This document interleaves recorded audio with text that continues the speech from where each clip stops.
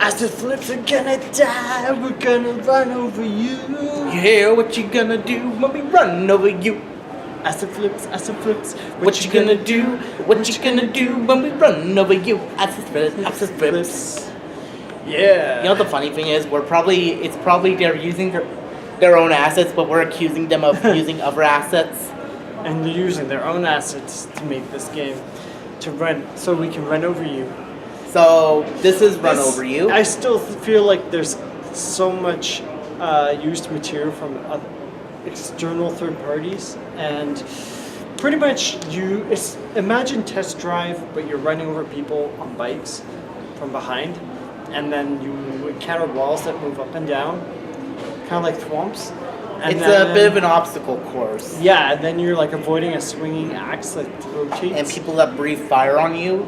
Yeah, and going up ramps, and sometimes you glitch through them and you pull off the ending to film and lose. Yeah, spiky grounds, and honestly, this is a game where you try, and we almost got to the end of, I assume, what is the first level? I don't know, but like we tried like 60 times or so.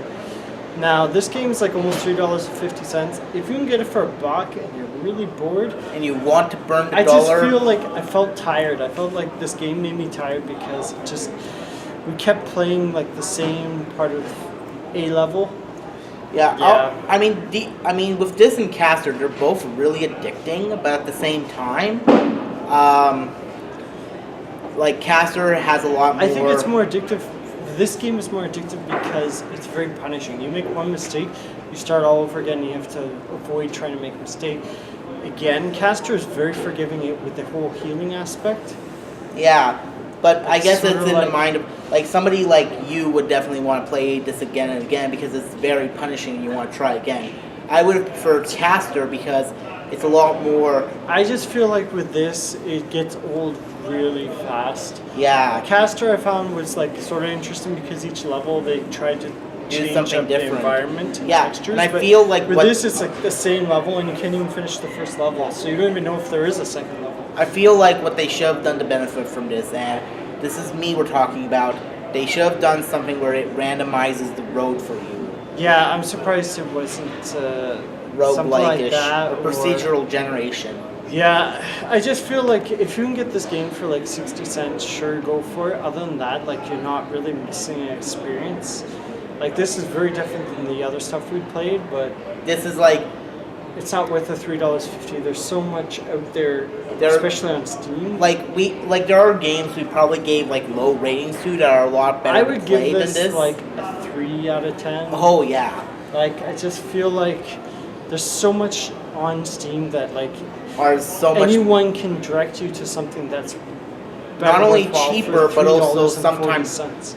Yeah, not only cheaper but sometimes is free to play. Yeah, there's a lot of cool free to play games that I find like people don't know about. So. Yeah, and I think that's the biggest problem with most of these games nowadays. Like, even if you got Crazy Taxi, which is a really old game, like what, 20 years old now, or maybe older, or failing that, for Simpsons. $2 or $3, and like it would be, well, that's not on Steam, but I think that game's pretty hard to get now. But anyways, the Crazy Taxi or any other racing game, like there's a lot of racing games you can get for like $3 to $10, so that would probably get more enjoyment than we got out of this.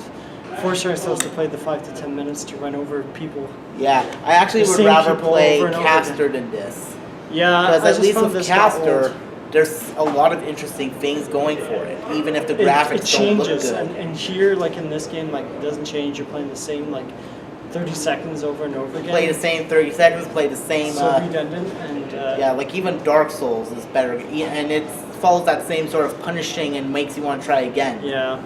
I'd just say, like, avoid this. One of the few games I say, just avoid it unless you're just looking to add to your Steam library, because, like, I just don't find it fun. I just find it, like, super repetitive. The highest I can give it is a 4 out of 10, so... Yeah. If you see this game on the sidewalk, it's wide enough. Go run over it. Yeah, I think it would be more fun to run over like a bicycle ramp than to play this game. So keep on Thelma and Louising. Okay, I think I will. Bye.